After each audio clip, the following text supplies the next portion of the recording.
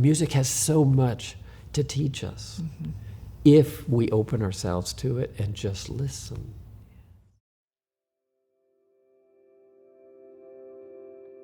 Kraig, I've been enjoying your music for years, in the church and in the music building, all over. It's very kind, thank you. So how did you develop your musical interests, and how did Walla Walla contribute to that? I started studying piano when I was 4. So, I mean, it's kind of always been around. I was playing the piano before I formally started studying, but that all started at least by the age of 4. And then when I was 6, I begged my folks to study violin. I had friends who were in an orchestra. So I remember being at one of their orchestra concerts and decided I wanted to try that. So from a very early time, I was involved in music. So I'm not sure how to say it started, because it's like it always was. How did you, or when did you know that you wanted to be a church musician? Well, I first played for a church service when I was 11, and then became a regular organist at the New Westminster Church in British Columbia as a high school student. And then also when I was in high school, I became the organist at the Holy Rosary Cathedral, the Catholic Cathedral in downtown Vancouver. So those were very interesting and pivotal experiences. All of that contributed to an interest. Throughout high school, I hadn't decided between violin and piano and organ. It was only when I came to college I decided finally to major in organ. And so that's kind of what moved me toward church music. But the thing I like about church music, your question, most importantly, I've got an intense interest in music and an interest in making good music. And the idea of being able to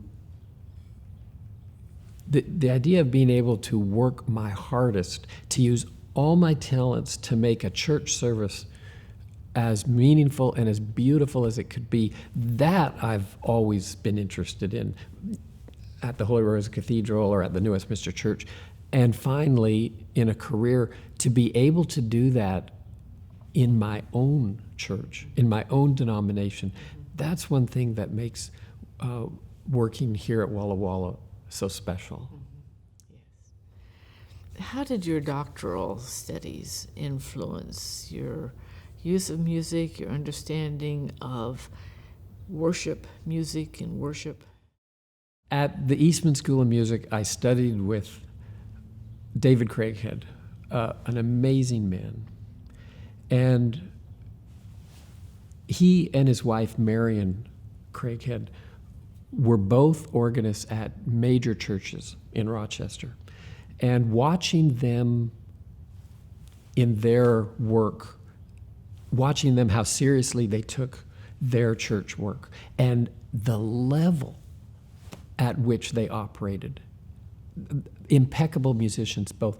I can remember one day in an early lesson, he was demonstrating something. It was a difficult passage, and so I asked if he wanted to demonstrate, and so he sat on the organ bench. It was like the descriptions I've read of Bach, whose torso did not move when he performed. And that's exactly what happened with David Craighead. He was sitting very still. It was a very fast, difficult passage, and he was going like this. This music was pouring out of the organ, but I remember my first reaction was to look at him to see if he was asleep, because he was so calm, so relaxed, and there was so little motion. It was so efficient.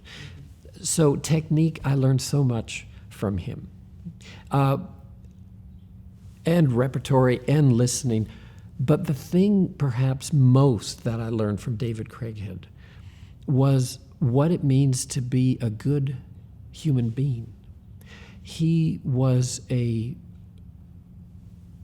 kind Christian gentleman. He was a superb teacher.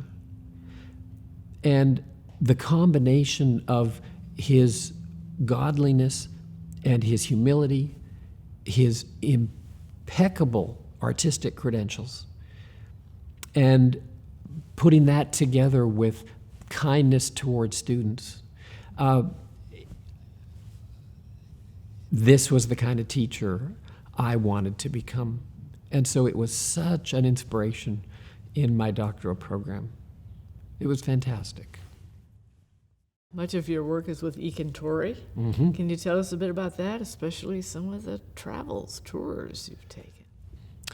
I think a lot of people might misunderstand tours. Oh, you're going to go somewhere and you're going to perform for somebody. Tours are so much more than that. On a tour, the choir gets to know each other and bonds in a way that is not possible in other circumstances. Why is that important? Because in a group endeavor like choir, you have to depend on the person standing on your right and left. You have to trust the person standing on your right and your left. We typically rehearse a lot on tour, far more than we can just 1 hour a day when we're here on campus. So that it has every single time been my experience that at the end of the tour, the choir is singing at a far higher level than when we embarked on the tour. So growth musically, growth socially, and growth as an ensemble, I can't say enough good about it. You just recently come from a sabbatical. What's it like? Today's officially my fourth day back. All right. What's it like to recharge your batteries? What did you find to light up your soul? One reason I love College Place is because it's small. It's a handleable size. The whole Walla Walla Valley is. But for that very same reason, I think it's important to get out once in a while. And without a sabbatical, it's difficult to do that. But this gave me an opportunity to visit musicians in many different places out in the big, wide world, and to listen. I got to sit in on rehearsals of the Philadelphia Orchestra with their new conductor, Yannick Nézi-Séguin. He is fantastic. To see what musicians are doing at a high level, the Trinity College Choir in Cambridge, the Westminster Choir College in Princeton, New Jersey, Choral Arts Northwest, semi-professional choir in Seattle, working at such a high level, and to realize that what we aim for here in this little tiny place is in the same ballpark. To see where you fit in the world, in other words, and that what we're doing here is actually credible. Now that you've had this experience of seeing the wide world in a new way, what keeps you at Walla Walla? I have so much music yet that I want to make. So much literature on the organ and the harpsichord that I want to learn. So much choral music that I want to experience with my choirs. And we've got such good students here with which to do it. So the students are the reason I'm here and what keep me here. And getting to make music with them, it's very exciting. So that's what keeps me here. Why does music matter? I guess I can only say why it matters to me. I have had such a deep need of music since I was 4 and had to go play the piano even without instruction and just start doing it. And it fills a place that nothing else can fill. And especially when I combine that with my spiritual needs, it connects me to the divine in a way that nothing else can. And again, back to so many people talking about music, Martin Luther saying, "He who sings praise twice." Well, it's like the saying, greater than the sum of the parts. So that when we combine prayer and music, scripture and music, suddenly it becomes so much more than just the sum of the parts. When we combine all of that with other people, in other words, making music together, whether it's accompanying a singer or a violinist, or whether it's a whole choir singing together, that experience, for people who haven't sung in a choir, I'm so sad because they have not experienced what it is to be a part of a group all singing the same words with the same amazing harmonies. And it is an uplifting experience. It brings us to the divine. I think sometimes people have an erroneous view of what it means to study music in college. And it's something that I love talking to for instance, my organ students about. All of them eventually get to this conversation in which I say, all right, what are we really studying here? When you play the piano, is it your fingers we're teaching? Well, yeah, because you have to learn how to hold your hands. You have to learn how to touch the keys. Or how about playing the flute? Is it your fingers that we're focused on? Oh, in some ways, yes, absolutely. And the lips. But no, this is missing the point. It doesn't matter what instrument you study. The most important thing that we are working on teaching is the ear. The ear is the most important, no matter what the instrument is, even the human voice. The ear is what we're teaching. It's learning to listen. And in the same way, though technique is very important, I think sometimes there's a misunderstanding. When I teach an organ student, I'm not teaching a piece or a series of pieces. I'm teaching the student how to listen. I'm teaching the student what I want to teach. I want to teach the student how to listen. I want to teach the student how to think about music. I want to teach the student what questions to ask and how to go about answering. I want them to know, to learn how to go about answering those questions. I want them to learn how to look at a score and analyze it. I want them to learn how to practice. I want them to learn how to teach themselves so that by the time they're a senior, they don't need me. I've worked myself out of a job. And then by the time they graduate, they are only at the threshold of beginning to learn, and they can go on learning their entire life. That's what it means to get a musical education. What does the best day look like for you? It would start with having gotten a good amount of sleep, which isn't always the case in work here.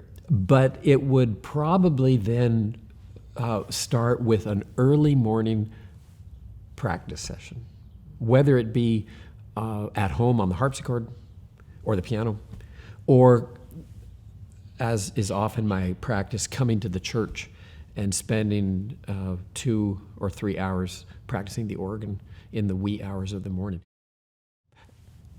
You asked about my sabbatical. Going into this sabbatical, I was a little worried. I've never done this before, this sabbatical. And here I was looking at 6 months away from the classroom, away from my choirs, away from my organ students, away from campus. And I said to Julie, this is a little bit like a foretaste of retirement, kind of moving away from the campus. And my career has been so tied up with student involvement, I'm not sure how I'm going to react to this. I hope I can handle it. Well, the 6 months actually went very easily. I'm happy to say it went well. But I did have some withdrawals, and I'm eager to get back to students. So the perfect day would include probably a performance, because rehearsals are important, but they have to lead toward the sharing of a performance, because music just kept to yourself isn't yet really music. It's not communicating. It has to be given away and shared. So the perfect day would include a performance, maybe a church service, maybe a concert. But that would, I think, finish it off. So, how would you describe the role of music performance, music education, pedagogy, all of that on a Christian campus? I had a student, he did an organ major and a biophysics major, a double major.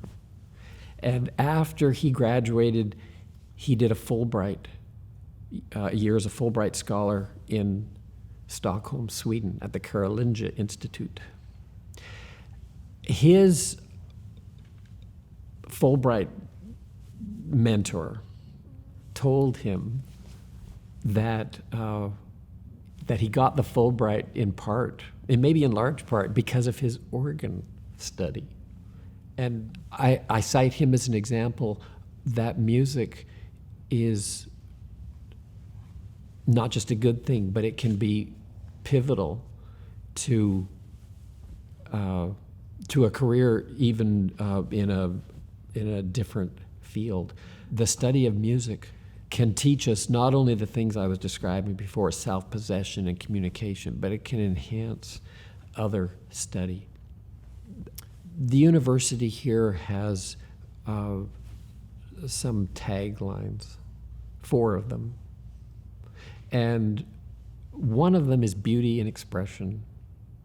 Well, I always think immediately about music. Of course, it's not the only form of expression, but I think it's a pretty obvious answer to that, or factor in that. Beauty and expression, that's music. And faith in God is another one of those. I don't know of anything more satisfying than putting those 2 together, which is what I get to do every day with the wonderful students here at Walla Walla University. It's a good thing.